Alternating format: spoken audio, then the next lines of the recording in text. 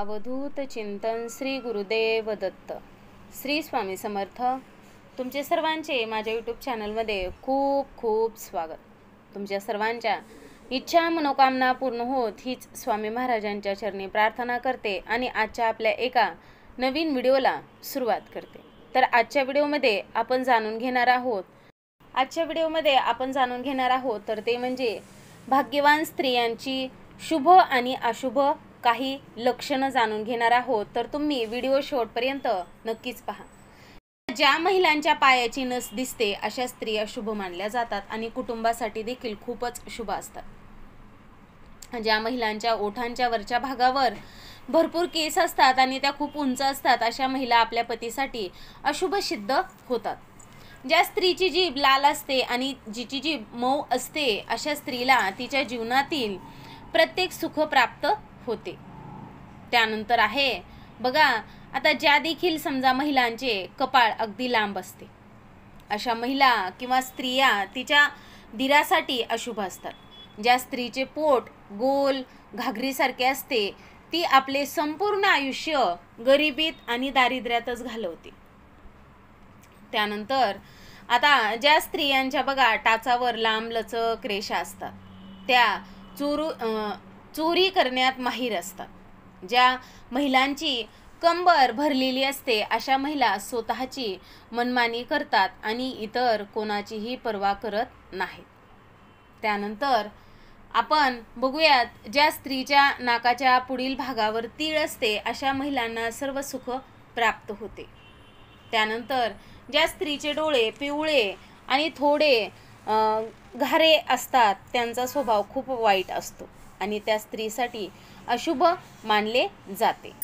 ज्या महिलांच्या कानात अगदी बघा जास्त महिलांच्या कानामध्ये तर केस नाहीत दिसून येत पण पुरुषांच्या कानात असतात. तसेच ज्या महिलांच्या कानात केस असतात आणि त्यांचा आकार सारखाच असेल तर अशी महिला घरात संकटाचे कारण बनते.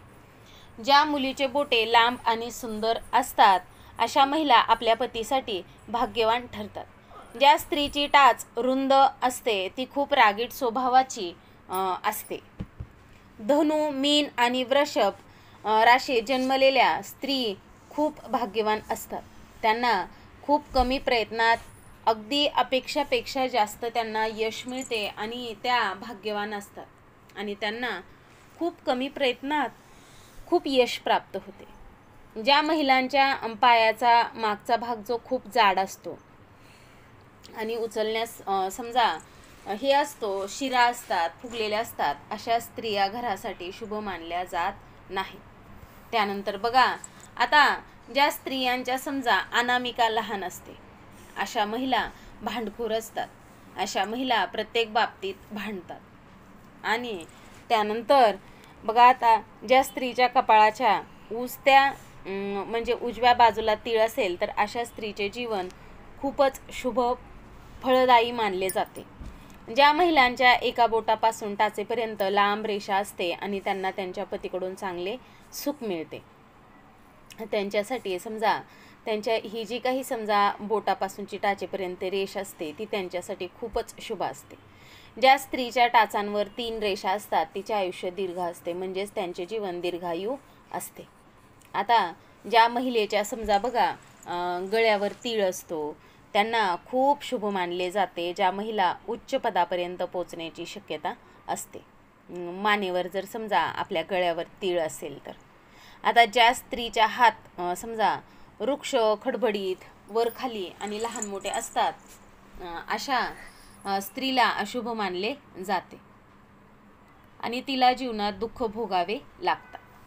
त्यानंतर आता ज्या महिलांचे पाय लांब असतात आणि ज्या घरात अशा मुलीचे लग्न होते त्या दोन्हीही घरात पैशाची कमतरता नसते म्हणजेच अशा मुलींना लक्ष्मीच मानली जाते. बघा, ज्या स्त्रीच्या टाचांवर 3 रेषा असतात ती धार्मिक स्वरूपाची असते आणि ती खूप शुभ मानली जाते. तर बघा, अशा प्रकारे आपण आजच्या व्हिडिओमध्ये भाग्यवान स्त्रीची जी काही लक्षणं आहेत तर ते जाणून घेतलेले आहेत. तर तुम्हाला माझा हा व्हिडिओ आवडला असेल तर नक्कीच व्हिडिओला एक लाईक करा, शेअर करा आणि चॅनलला देखील सबस्क्राईब नक्कीच करा. आजची झालेली सेवा स्वामी महाराजांच्या चरणी अर्पण करते आणि माझा हा व्हिडिओ इथंच थांबवते. श्री स्वामी समर्थ. जय जय स्वामी समर्थ. धन्यवाद.